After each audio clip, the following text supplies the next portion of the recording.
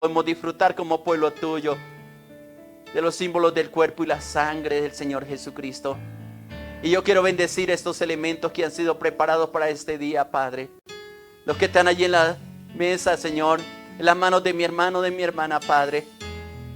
Te pido que en el nombre de Jesús, que estos símbolos, Señor, ese pan que está allí, Padre, esta copa, Señor, sea bendecida y la bendigo desde este lugar, Padre. Coloco tu nombre, Señor, conmemorando como tú dices, Señor, en tu palabra, la muerte, pero también la resurrección del Señor Jesucristo, que a través de su cuerpo, Señor, molido en la cruz del Calvario, cargó con nuestros pecados, con nuestras enfermedades, con nuestras dolencias, Señor. El castigo de nuestra paz, dice tu palabra, fue sobre ti ahí en la cruz, Padre. Y que por tu llaga nosotros fuimos sanados. Pero también derramaste tu sangre, Señor, y la ofreciste como el cordero inmolado sin mancha delante del Padre Celestial, en sacrificio por nosotros, ocupando el lugar que nos pertenecía a nosotros, Padre precioso. Y con esa sangre tú nos has limpiado, con esa sangre tú nos has perdonado, y hoy somos redimidos, Señor, y recordamos esa redención que nos diste en la cruz del Calvario para cada uno de nosotros, Padre, por lo cual te agradecemos, Señor. Gracias por tu amor, gracias por estos momentos, gracias. Dice la palabra, porque yo recibí del Señor lo que también os he enseñado, que la noche que Jesús fue entregado, tomó pan, y habiendo dado gracias lo partió y dijo: tomad, comed, esto es mi cuerpo que por vosotros es partido, haced esto en memoria de mí. Dice que así mismo tomó también la copa después de haber cenado, diciendo: esta copa es el nuevo pacto en mi sangre. Haced esto todas las veces que la bebieres en memoria de mí. Y en memoria del Señor Jesucristo impartimos la copa y el pan en esta mañana. Pueden impartirlo ahí donde están.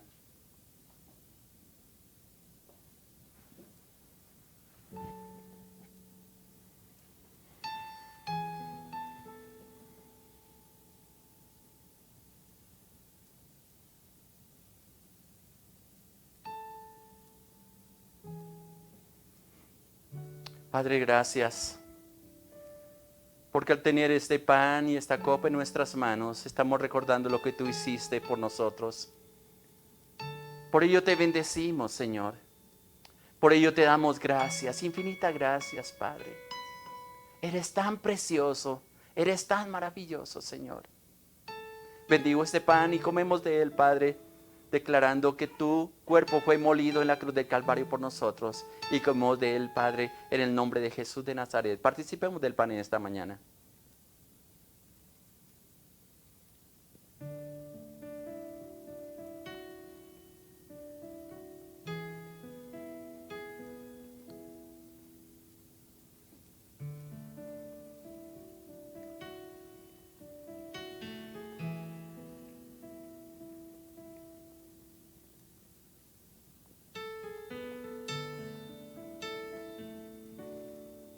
Dice la palabra que después de que hubo cenado tomó también la copa,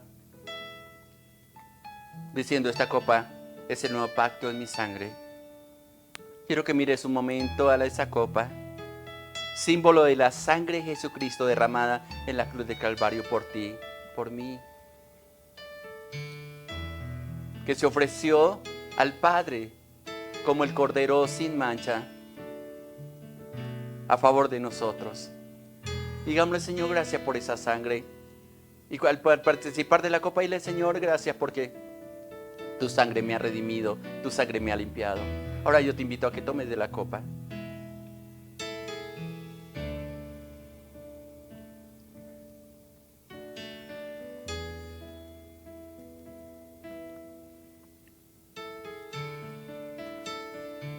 Gracias, Señor. Es tan hermoso participar, Señor, de estos momentos, de estar contigo, Señor. Es tan hermoso estar en tu gracia, en tu amor, en tu poder maravilloso, Señor. Es tan hermoso, Señor, contemplar esa grandeza de tu amor, la hermosura de tu santidad, Padre. Es tan hermoso entender que somos redimidos por ti, Padre. que somos alentados con tu amor, con tu presencia inagotable, Señor. Porque nos ha dado vida, porque nos ha dado aliento, Padre. Y esta copa de bendición que hemos tomado hoy, Señor, yo sé, Padre mío, que lleva sanidad, que lleva liberación, Padre, que lleva comunión, que nos limpia, Señor. Y podemos seguir este día, Padre mío, contigo, seguro de que no hay nada ni nadie que impida ese caminar, ese tomarnos de la mano contigo, Padre. Y estar dispuesto, Señor, dispuesto para que lo que tú quieras hacer en nosotros y también a través de nosotros, Señor. Bendigo esas familias, Padre, ahí donde están congregados, Señor, en esta mañana. Sigue ministrando sobre ellos, Espíritu Santo. Que esta copa que hemos tomado y este pan que hemos comido, Padre, lleve sanidad, lleve medicina a cada uno de ellos, Padre, y se pueda levantar en tu amor, en tu poder, en tu gloria, en tu gracia perfecta, Padre. Yo te alabo, te bendigo y te glorifico, mi Rey precioso, porque eres hermoso, porque eres precioso, porque eres Dios de vida, Señor. Muchas gracias. Te alabo, te bendigo y te glorifico. Ahora, Padre mío, háblanos por tu palabra, Señor. Abrimos nuestro corazón para que esa semilla de tu palabra sea sembrada en nuestro corazón y en nuestra vida, Padre. Y nos permita, Padre mío, el poder disfrutar de esos manjares espirituales que tiene para nosotros, Señor. Tomamos tu palabra, Señor, bendiciendo tu nombre, dándote gloria, dándote honra y dándote alabanza a ti, porque eres precioso, porque eres maravilloso, porque eres Dios de vida, Padre. Muchas gracias. Gracias, mi Rey precioso. Gracias, mi Rey soberano. Eres eterno. Eres precioso, eres maravilloso. Qué hermoso, hermanos, poder estar con ustedes. Y yo estoy orando al Señor para que pronto podamos disfrutar de ese tiempo de estar con el Señor y en el Señor. Reunidos juntos, no sabemos cuándo, pero lo único que sí podemos tener presente es que Dios está de nuestra parte, nos ayuda, nos alienta, nos fortalece y yo estoy seguro que en esa paz, que en ese amor podemos disfrutar plenamente de lo que Él está haciendo y quiere hacer con cada uno de nosotros. Esta semana he venido tratando un tema que es el tema de Elías y casi nos quedamos todos los días en un solo pasaje que estaba ahí en Primera de Reyes, capítulo 18, versículo 41 al 49 y quiero hacer como un resumen de cada verdad que encontramos aquí. Principios, yo les decía, que estaban escritos en la palabra y cada vez que uno se acerca a esa palabra, cada vez que uno escudriña esa palabra, uno puede entender las cosas maravillosas que Dios tiene para con cada uno de nosotros. Y definitivamente es tan glorioso lo que Dios ha hecho. Conocerlo a Él es la mejor experiencia que hombre alguno, que mujer alguna, que ser creado por Dios pueda tener. El poder disfrutar de ese amor inagotable del Rey de Reyes, del Señor de Señores. Porque definitivamente, amados hermanos, aquí en la palabra está escrita la victoria que nosotros podemos tener en el nombre de Jesús. Poder disfrutar del amor, de la gracia, de la misericordia abundante que Dios ha tenido para cada uno de nosotros. Y eso es glorioso, eso es maravilloso. Y créame que cada vez que escudriño la palabra y Dios me comienza a mostrar esta verdad, mi corazón se regocija y a veces le digo, Señor, tanto tiempo he pasado sin conocer, sin haber conocido tantas maravillas que tú tienes para nosotros, Señor. Realmente lo que hay aquí en la palabra de Dios, en la Biblia, no es un libro más, no son 66 libros, porque Biblia es una colección de libros, sino la verdad escrita allí. Y sobre todo que esa verdad nos sea revelada a nosotros para caminar, como dice la palabra, conforme los mandatos que Dios nos ha establecido. Y hoy estaba pensando alrededor de este personaje que hemos estado viendo y yo le digo, cada vez que uno lee la palabra, hay alrededor de cada personaje de la Biblia otras personas que en alguna forma sirven como conexión, sirven como guía, sirve como sustento, sirve como razón de ser y para enseñarnos principios a cada uno de nosotros. Hoy me quiero centrar un poco más amplio en el tema en relación a la vida de Elías. Y lo voy a hacer pensando, y es lo que yo quiero transmitirte en esta mañana, porque creo que toda esta pandemia, creo que todo este tiempo que hemos estado viviendo, Dios nos está llamando a cada uno de nosotros para que nos acerquemos a Él, pero sobre todo para que seamos agentes de cambio. Y lo que quiero transmitirte de parte de Dios en esta mañana es que tú eres una de las personas que Dios está buscando, que Dios está preparando y que quiere preparar para que seas portador de esos agentes de cambios. Pero los cambios que Dios quiere hacer en esta vida, yo sigo insistiendo, hermanos, y yo no sé si ya por mi edad me estoy volviendo cansón en lo que quiero decir. Pero yo siento del Espíritu de Dios que no podemos volver a hacer las mismas cosas que estábamos haciendo antes. Tal vez algunas sí, pero otras no.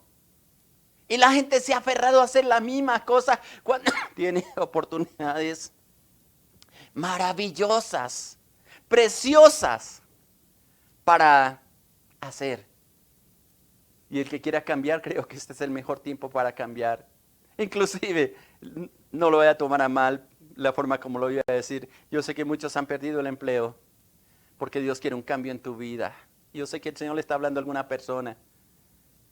Quiere que la siguiente puerta que Dios va a abrir, pronto la va a abrir, y lo digo en el nombre de Jesús, pero lo hagas de una manera diferente, colocando al Señor primero en tu vida.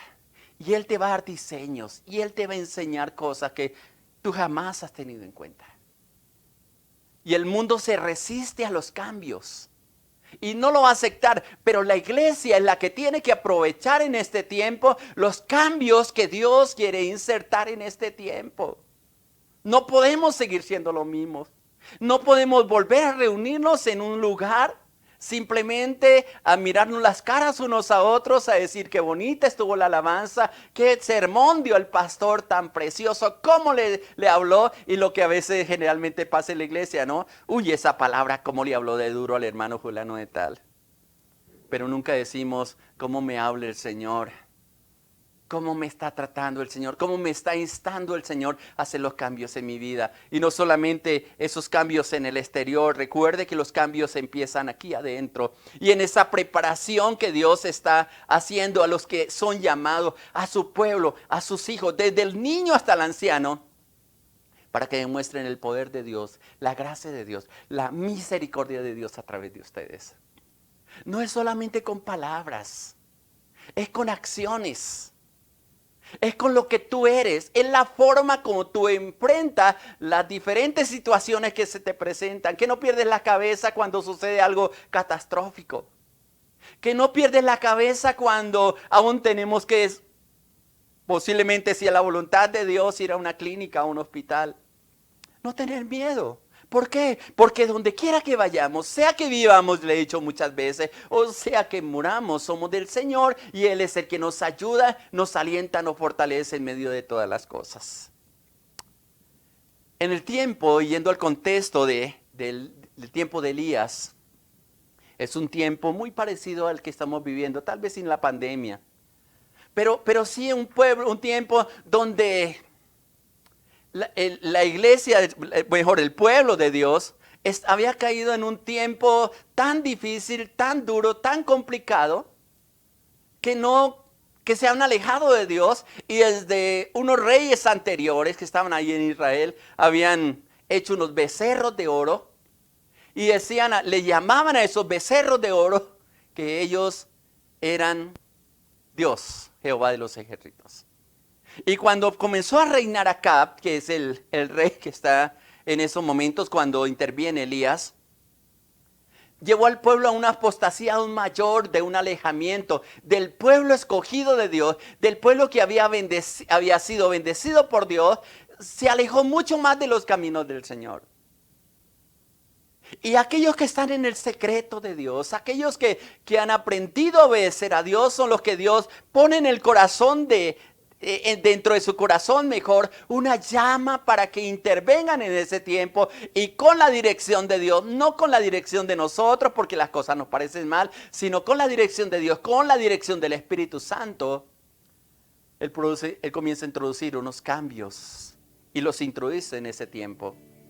Ahora bien, quiero empezar en Primera Reyes capítulo 17, a partir del versículo 1. Voy a hacer un recorrido durante algunos capítulos. No voy a leer todo porque no me alcanza el tiempo. Solamente quiero resaltar.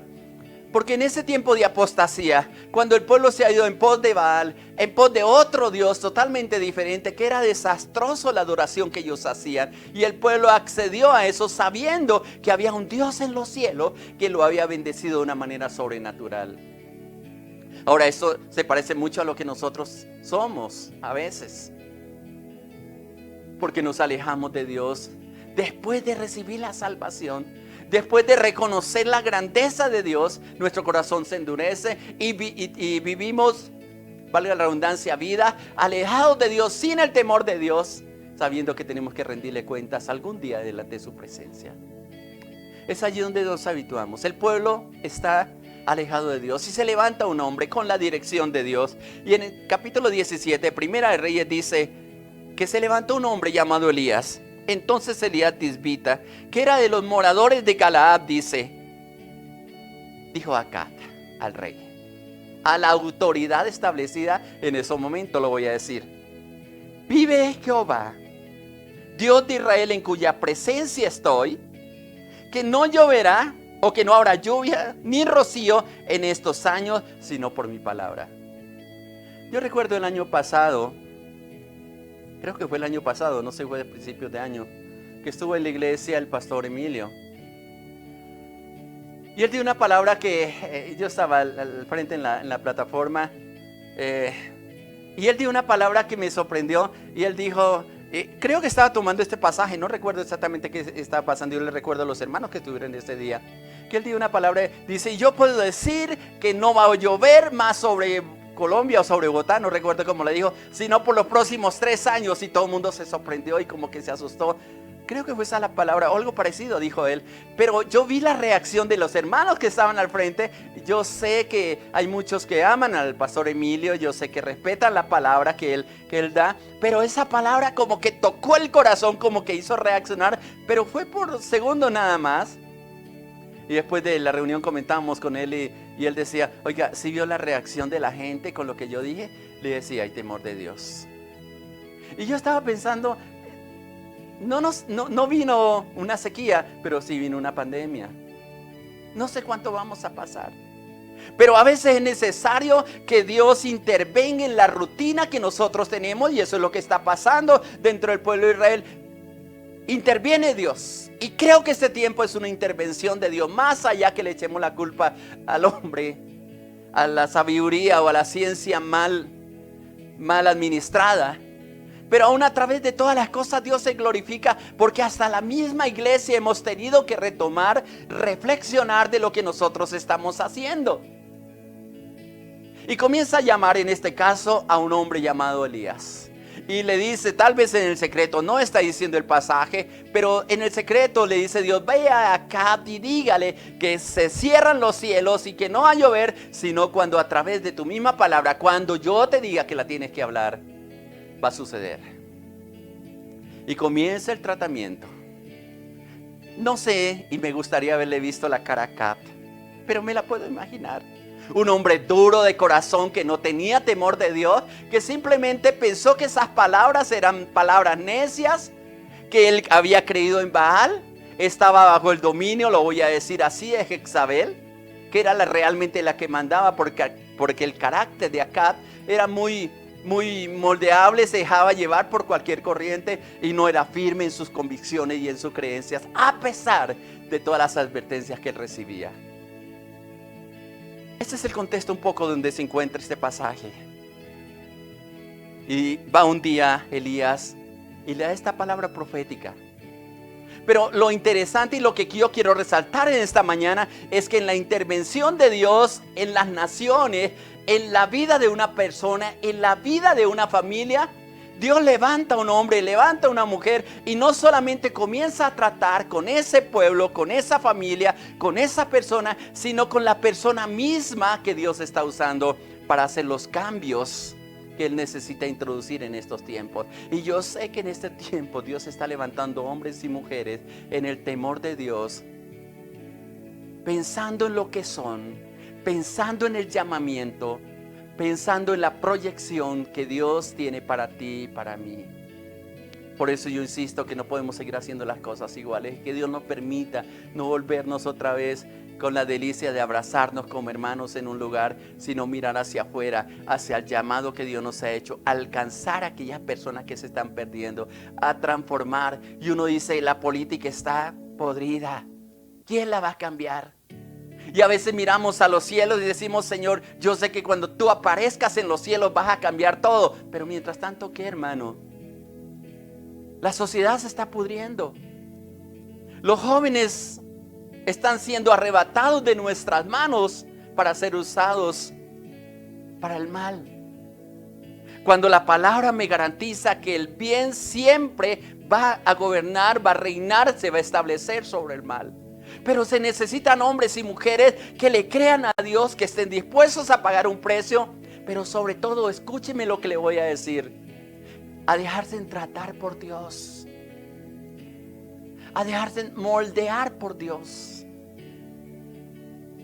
Tú eres importante para Dios. Tú eres precioso, eres creación de Dios, como dice la palabra. Pero necesita ser tratado nuestro corazón, moldeado nuestro corazón, para ser ese tipo de persona que Dios sin restricciones quiere usar. Y eso es lo que hace con Elías. Va y dele una palabra a Acab y dile, así ha dicho. Así digo esta palabra, en la presencia de Dios estoy y cierro los cielos. Y cuando él da esas palabras, viene palabra al Señor en el versículo 2 de ahí de Primera Reyes 17:2. Dice, y vino palabra a Jehová diciendo. Ahora, esta semana les he venido conversando, les he venido tratando, les he venido diciendo lo importante, lo interesante que es nosotros poder aprender a escuchar esa voz de Dios. No es por sospecha, no es por celo, porque eso es fanatismo. Y Dios está buscando hombres y mujeres que se dejen guiar, que aprendan a afinar su oído, a sintonizarse con la voz de Dios, porque allí hay instrucción de parte de Dios de lo que tenemos que hacer y hacer las cosas conforme Dios dice que la hagamos y no como nos parece a nosotros.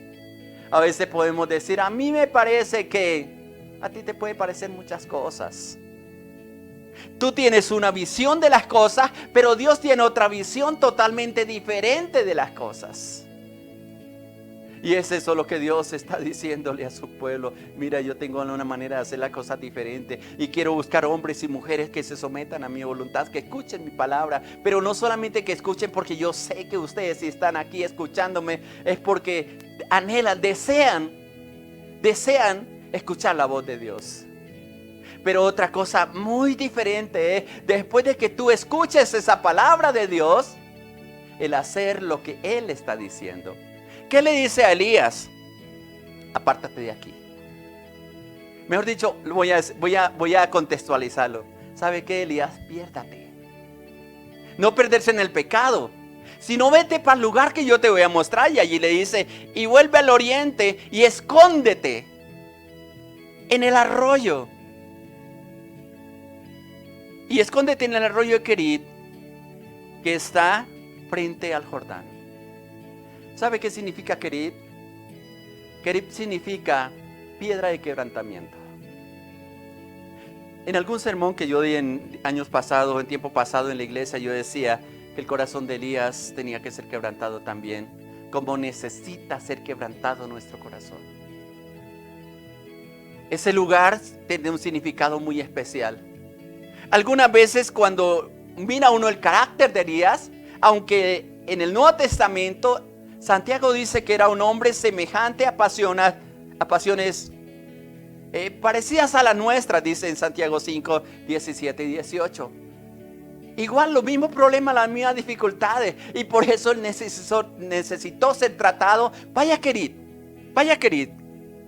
dice el versículo 4, y beberás del arroyo, y yo he mandado los cuervos que te den allí de comer. ¿Qué tanta disposición tienes tú para hacer algo parecido a lo que Dios está diciendo aquí con Elías? Es Dios quien escoge el tiempo de intervenir. Y es Dios quien trata o llama a un líder, a una persona que Él tiene preparada para hacer cosas extraordinarias, para que haga los cambios dentro de sí mismo. Imagínate, tal vez él tenía su recámara, tal vez él tenía, voy a contextualizarlo, su apartamento, su casa, donde vivir, podía entrar al palacio, tenía libertad, era un profeta reconocido, y esos privilegios que tenía, ahora le dice el Señor, ¿sabe qué, Elías? Ve, escóndete. Y le busca un lugar donde hay sola caverna, solo cuevas, y no a sentarse en una mesa a comer, quizás de los manjares que estaba comiendo, sino lo incomoda para que aprenda un proceso que Dios quiere hacer en él. Y lo que más Dios dura en tratar en una persona es que aceptemos los cambios de nuestra vida. Hay veces que tenemos todas las cosas a nuestro alrededor, pero hay momentos en que nos faltan todas. Y a veces decimos, pero ¿cómo así, Señor? Yo lo que busco es una estabilidad, Señor, en ti. Tener mi casa, tener mi carro, tener mi trabajo, tener mis hijos, verlos crecer, pagarle el colegio, la universidad, que ellos salgan victoriosos, un esposo que me ame, una esposa que me ame, que yo esté bien, Señor, que yo esté bien. Y Dios de pronto te dice, vas a tener que dejar todo lo que tienes porque te he llamado para una tarea específica. Te vas a ir al oriente, a las cuevas, a las montañas, te vas a esconder allí y yo me voy a encargar de ti. Por eso está diciendo, yo allí te voy a alimentar. O le he mandado a los cuervos que te alimenten, que te den allí de comer. Y lo interesante es que en medio de ese proceso, en medio de lo que está pasando, dice la palabra, que Elías obedeció. Él fue e hizo conforme a la palabra de Jehová. Qué lindo es tener personas obedientes. Y Dios está buscando personas que se dejen, que puedan entrar y permitan ese proceso que Dios está haciendo en sus vidas, que les quiere transformar, quiere tocar. Ahí tiene que alimentarse. ¿Sabe qué es lo más difícil en el ministerio? Aprender a depender de Dios. ¿Sabe qué es lo más difícil en la vida cristiana? Someternos a la voluntad de Dios, al señorío del Señor Jesucristo. Someternos a su voluntad. Señor, aquí estoy, haz conmigo lo que quieras. Váyate de Bogotá para otro lugar donde yo quiero que tú estés. Váyate para otra nación. Señor, pero aquí está mi familia, aquí estoy arraigado, Señor. ¿Cómo me voy a ir? Y tienes que caminar en esa palabra. ¿Qué hubiera pasado? Voy a forzar un poquito el texto. ¿Qué hubiera pasado si Elías se queda ahí? No, Señor, yo sé que tú eres poderoso, tú me sostienes, Señor. Yo voy a abrir la llave y donde abra la llave, ahí hay agua. Porque así somos nosotros. Señor, tú eres poderoso y yo sé, y por fe yo creo, Señor, que tú me vas a dar el agua suficiente para vivir. A veces proclamamos cosas que Dios nos ha dicho y créanme, hermano, que cuando hacemos cosas que Dios no nos ha dicho, no nos va a ir bien. A lo mejor se hubiera muerto de sed por desobediente y después no sé quién habría utilizado Dios para abrir los cielos. Pero Dios sabe con quién trata y sabe cómo tratar. Cuando ya se estaba acomodando Elías en ese lugar, en Kerit, las aguas se secan y uno dice, ¿por qué se seca, Señor? Si tú me enviaste aquí la fuente no se puede secar, Señor. Y a lo mejor yo me equivoqué porque, Señor, yo pensé que este arroyo iba a seguir fluyendo, Señor, que los cuervos iban a venir todos los días con pan, con carne, Señor, que era el alimento que ellos le traían. Señor, tú eres poderoso y ya estaba tal vez acomodado, tal vez acomodó bien su cama y estaba tranquilo y a las horas miraba el tiempo, miraba el sol o miraba el reloj, voy a decirlo, en ese tiempo no había reloj, tal vez, y ya sabían las horas en que los cuervos le traían de comer. Acomodado. Y somos especialistas en acomodarnos. Ay, este trabajo era lo que yo buscaba, era lo que yo quería. Y cuando está bien acomodado y la empresa, Dios te dice, te vas a mover porque te necesito en otro lugar. Porque si aquí fuiste de testimonio y ellos me conocieron, ahora necesito que me muestres mi gloria a través de ti en otro lugar. Y te manda a unos lugares que uno dice, ¿por qué, Señor? Y miramos y protestamos y peleamos por esa voluntad de Dios. ¿Qué le dice a Elías? En el versículo 7 dice, de ahí de Primera Reyes 17, dice, pasados algunos días se secó el arroyo. Hay fuentes que están determinadas para fluir por cierto tiempo. Hay bendiciones que esas fuentes están preparadas por cierto tiempo.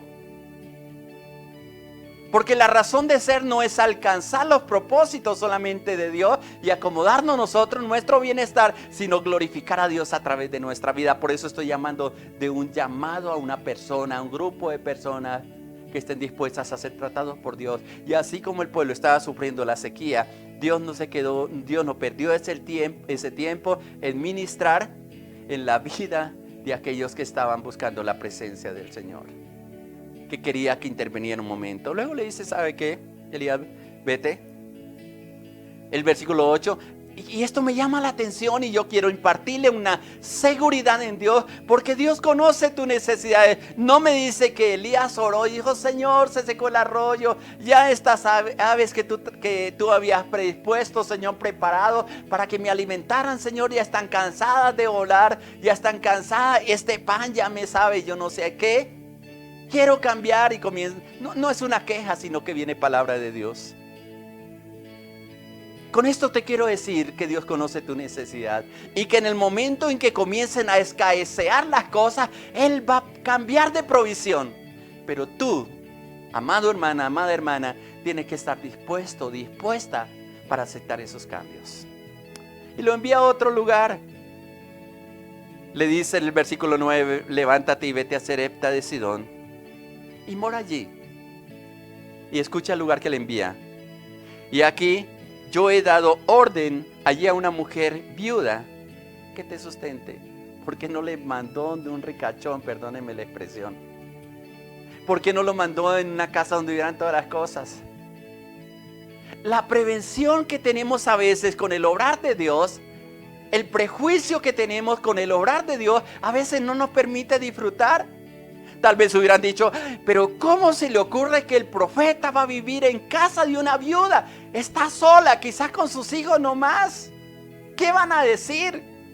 El profeta, el pastor, el siervo, la sierva de Dios viviendo donde hay una persona que es viuda. Lo mandó allí. Es más, si usted sigue leyendo el pasaje, no lo voy a leer todo. Cuando Elías llega a ese lugar, ya se le está acabando la harina.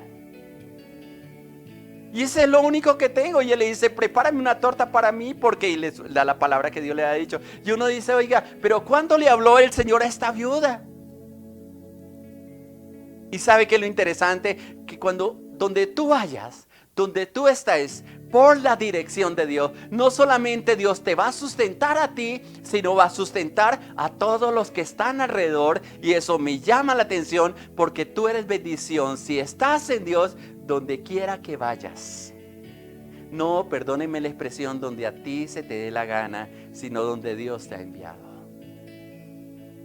Si tú estás caminando bajo la dirección de Dios, donde vayas, allí Dios envía bendición, allí Dios envía multiplicación. En ese lugar parece que estuvo 3 años. Sarepta significa horno de fuego. Note que Kerib significa piedra de quebrantamiento, Sarepta significa horno de fuego. Y el horno de fuego es donde la temperatura se va subiendo. Y tal vez ahí, por esta viuda no tenía mucho, pero ellos tenían que depender absolutamente de la bendición de Dios. Y eso se transmite, la fe se transmite. Si tú te acercas a una persona llena de fe, sabe y puede ver la manifestación gloriosa de Dios, la gracia de Dios en todo lo que emprenda. Acércate a personas y vive al lado de personas que tengan fe, si estás creciendo en la fe. Pero si eres una persona madura en la fe, que conoces a Dios, que está caminando bajo la dirección de Dios, bajo la bendición de Dios, tenga la plena seguridad de que no va a depender de las personas, ni de lo que tengan las personas, sino que va a depender absolutamente nada de la provisión de Dios. Un tratamiento que Dios hizo en mi vida. Antes de empezar el ministerio, dedicarme como pastor, yo vivía al lado de una familia, con mi familia, y ellos eran una bendición.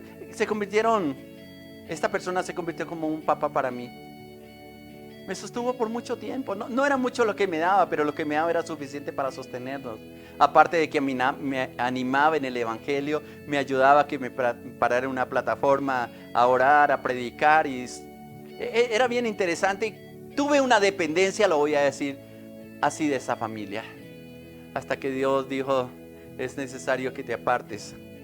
Por eso me identifico mucho con la vida de Elías, porque quiero tratar contigo. Y los 3 años siguientes, después de que tuve que apartarme por alguna circunstancia de esta familia, no fue en pelea, no fue en disgusto, sino, ni recuerdo cuál fue la circunstancia, Dios me sostuvo. Y fue un tiempo también de dependencia de Dios. Y fue el tiempo de confirmar el llamado que Dios me hizo, pero no me resistí a lo que Dios quería hacer. Y voy a decir, fueron 3 años también muy parecidos, que vaya que estuve en horno de fuego, aunque aprendí totalmente a conocer a Dios como mi sanador, como mi proveedor, como mi sustentador. Pero sobre todo aprendí en ese proceso, que es lo que yo quiero que tú aprendas, que lo que Dios te promete lo cumple. Y estar muy pendiente de lo que Dios te dice. Cuando estaba mejor acomodado en ese proceso de 3 años, el Señor me dice: renuncia al trabajo que tiene, porque tiene que dedicarse a mi obra. No fue difícil para mí, porque ya había sido tratado por Dios. Por eso puedo entender la vida de Elías, que no fue tan difícil salir de donde estaba, primero, de la presencia del rey del palacio, a una cueva. Y no fue difícil después de que ya tenía la cueva bien acomodada, el lugar en Querit, para ir donde una viuda que lo confronta, que dice: yo no tengo que comer. Pero le da la palabra de bendición, y permanecer ahí 3 años. 3 años. La provisión de Dios nunca faltará. Nunca faltará. Porque mire lo que dice ahí en el 17:14, que es bien interesante. Dice: porque Jehová, Dios de Israel, ha dicho así. Toma esta palabra para ti si está pasando por una crisis económica. La harina de la tinaja no escaseará, ni el aceite de la vasija disminuirá. ¿Hasta cuándo? Hasta el día en que Jehová haga llover sobre la faz de la tierra. ¿Te das cuenta que todas las bendiciones tienen fecha de vencimiento? ¿Hasta cuándo Dios te va a tener en medio de la abundancia? A lo mejor usted ha dicho: yo sé que es hasta el día que me muera y le voy a dejar a mis hijos. Espera. Dios puede intervenir en tu vida. A lo mejor estás en el proceso, todavía no has llegado al lugar de la bendición, pero ten en cuenta que ese lugar de bendición no es para que te acomode, porque has sido llamado para ser testigo, para hacer el cambio, para hacer la transformación. Y quizás por años Dios nos ha estado preparando para este tiempo, como le dijo a la reina Esther. Para el tiempo en que Dios quiere manifestar su gloria. Y nos prepara en una comunión, en una intimidad con Él, en un caminar constante con Él, donde podemos ver la manifestación de su gloria, de su gracia. Dios escoge líderes, escoge personas para que estén dispuestos a hacer los cambios y ser instrumentos de Él. Él le provee, Él le da todo lo que necesita.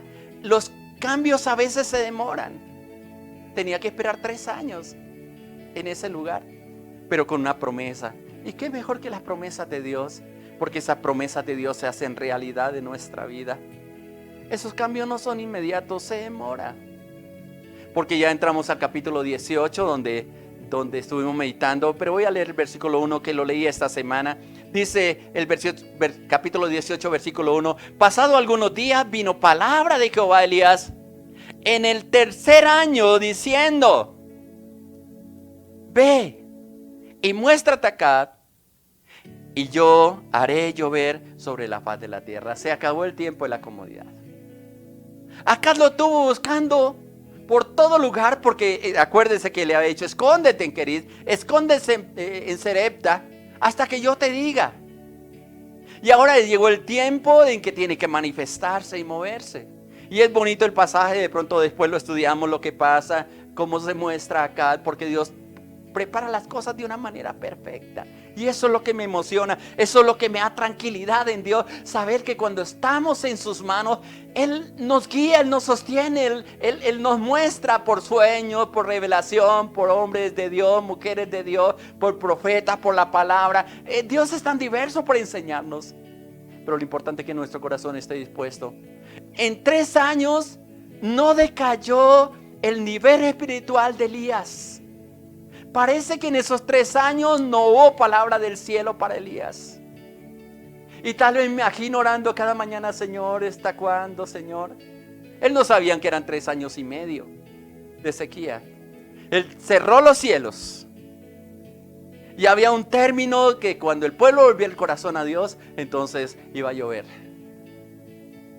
Saber esperar en Dios, en las promesas, es lo más importante para la vida de una persona que tiene a Dios en su corazón y en su vida.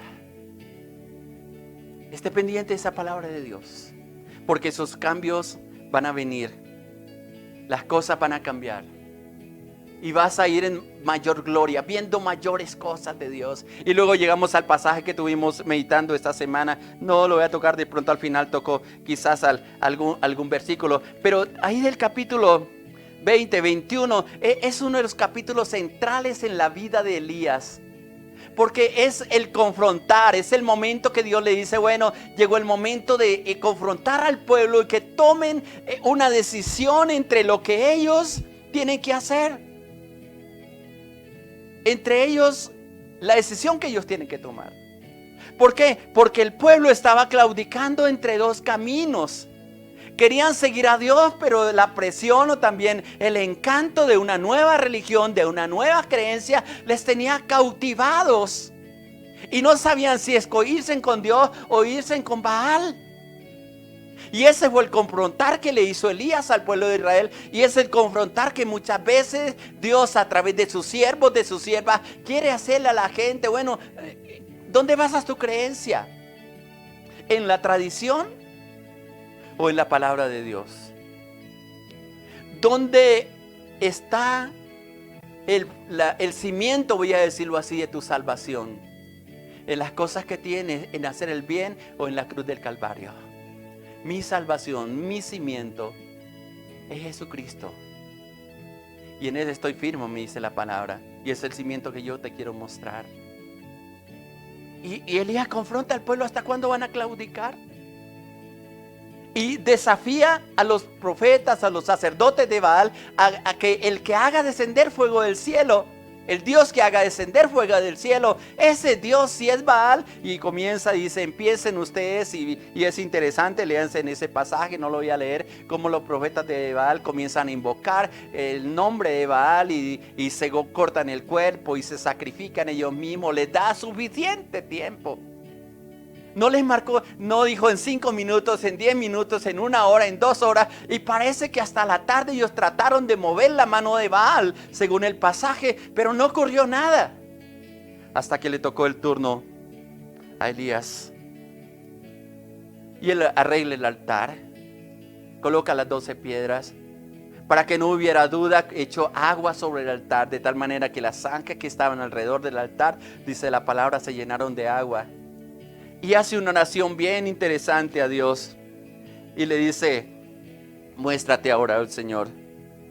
Dice el versículo 37 del capítulo 18. Respóndeme, y es la oración de Elías. Respóndeme, Jehová, respóndeme, para que conozca este pueblo que tú, oh Jehová, eres Dios,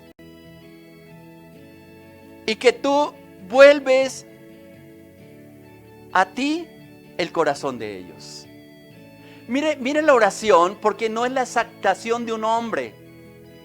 No está diciendo: para que ellos vean que yo soy tu siervo, Señor, que caiga fuego del cielo. Yo he visto ministerios que hacen así: para que se den cuenta que yo soy un hombre de Dios, te vas a caer, un tren va a pasar sobre ti, qué sé yo. Y muestra más la gloria del hombre que la gloria de Dios. Y este pasaje me enseña y me está mostrando para cada uno de nosotros que no nos mostramos nosotros, mostramos a Dios a través de nuestra vida. Y esa es la oración: para que conozca este pueblo que tú, Jehová, eres Dios, y que por mandato tuyo he hecho esta cosa, dice el versículo anterior. y que tú vuelves el corazón a ti de ellos. ¿Sabe cuál fue la respuesta de Dios? Yo creo que si Elías hubiera dicho, Señor, para que me respeten y me tengan como profeta de ellos, no hubiera descendido fuego del cielo. Cuando él dijo esas palabras, dice el versículo 38, entonces cayó fuego de Jehová y consumió el holocausto y la leña y las piedras y el polvo, y aún lamió el agua que estaba en la zanja. Y mira la expresión del pueblo en el versículo siguiente. Viéndolo el pueblo, se postraron y dijeron, Jehová es Dios, Jehová es Dios, Jehová es Dios. Qué maravilloso cuando el pueblo glorifica a Dios. Creo que es el premio que como predicadores, como personas que hablan del Señor, que mejor podemos escuchar. Note que no hay un grupo de personas que están diciendo, Elías ganó, Elías ganó, Elías ganó. No. El pueblo está diciendo, Jehová es Dios, Jehová es Dios. No hay nada más maravilloso cuando el pueblo está honrando a Dios. Que así faltemos nosotros, el pueblo sigue confiando en Dios. Yo te doy un consejo, amado hermana, amada hermana. No ponga la vista en los hombres. Nosotros podemos fallar. Somos humanos. Yo siempre digo, esto es carne. Y mientras estemos en este cuerpo, fácilmente nos podemos desviar de la verdad si no tenemos cuidado. Ponga los ojos en Jesús, dice la palabra, el autor y consumador de la fe. Mira el ejemplo de Él. Él fue el que murió por ti. No soy yo como pastor, no son los pastores. Es Dios, no son los sacerdotes, es Dios. La salvación viene de Jehová. La salvación viene de Dios. Mira la cruz porque ahí está tu victoria. Yo puedo orar por ti, pero no puedo hacer el milagro. El milagro depende de Dios. Yo no puedo orar, Señor, para que la gente sepa que yo soy el pastor de la iglesia. Ahora, Señor, tócalo. Creo que estaría equivocado en mi oración. Muy equivocado. Pero si yo digo, Señor, para que te conozcan que tú eres el Dios Todopoderoso, que tú eres el Santo. Señor, levanta este enfermo para que crean en ti, Señor. Para que sea salva la familia, para que se aferren a tu mano, para que dependan de ti. Creo que la predicación, la enseñanza, la forma de ser va a ser totalmente diferente, porque la gloria se la estamos dando a Dios. ¿Quién somos nosotros? Somos instrumentos de Dios, pero eso no nos da privilegios. Al contrario, nos trae más compromiso, y es lo que hemos entendido de parte de Dios. Luego lo que estuvimos enseñando en el capítulo 18, 41 al 46, y quiero saltar al capítulo 49, porque el hecho de haber ganado una guerra no quiere decir que ya tenemos toda la victoria.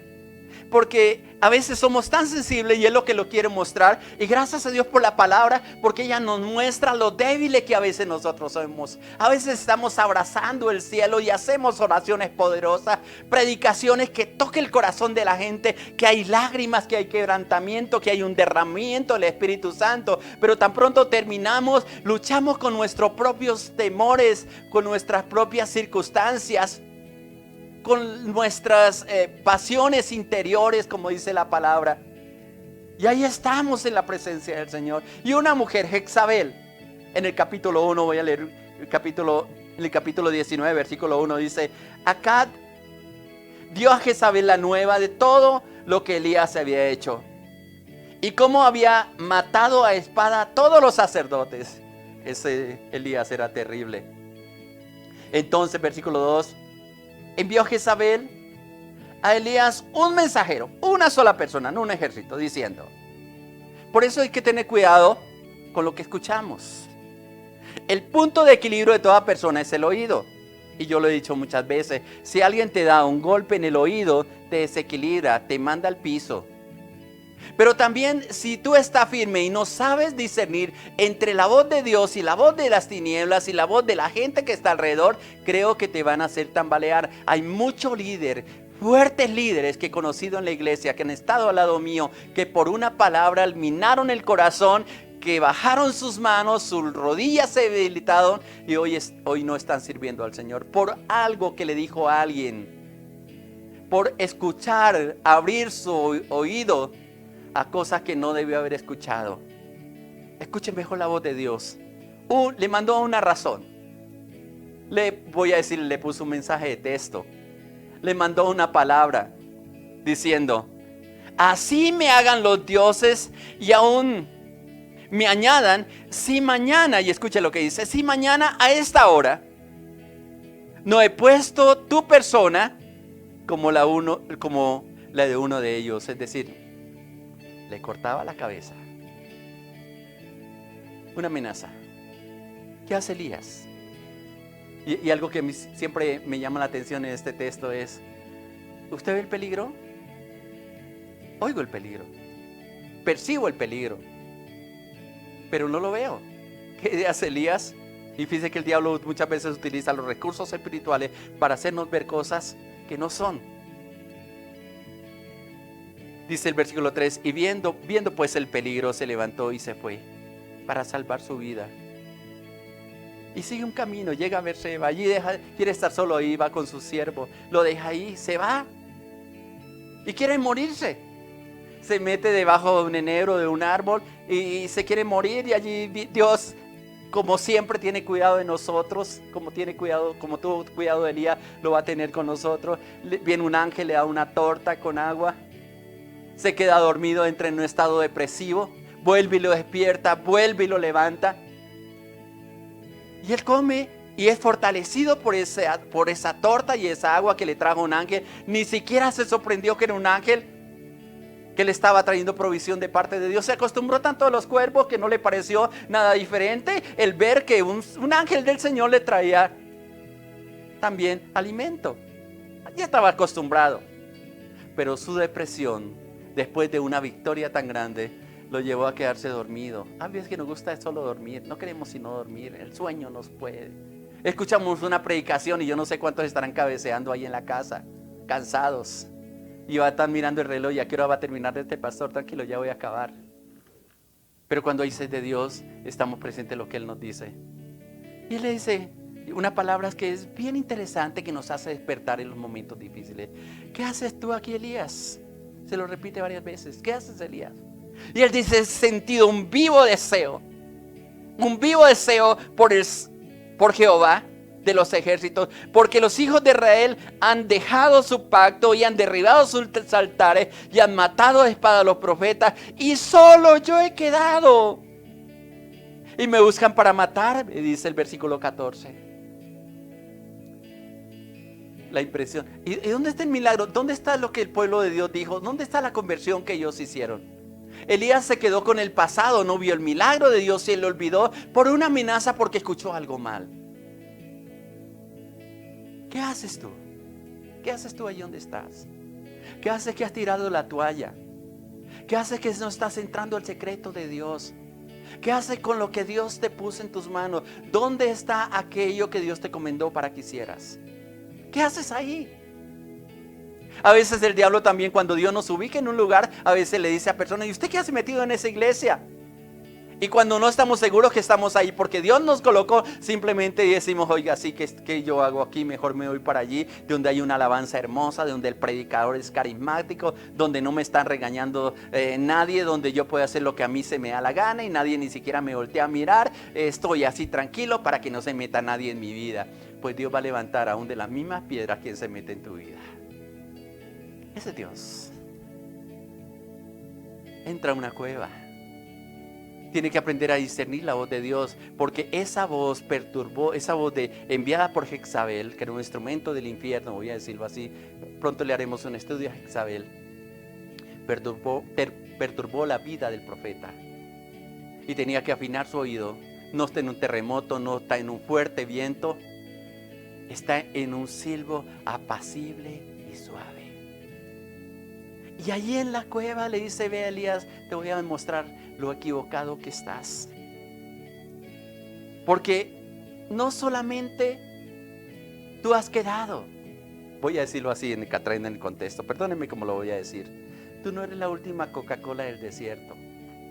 Porque me he reservado 7,000 profetas que no han doblado su rodilla delante de Baal.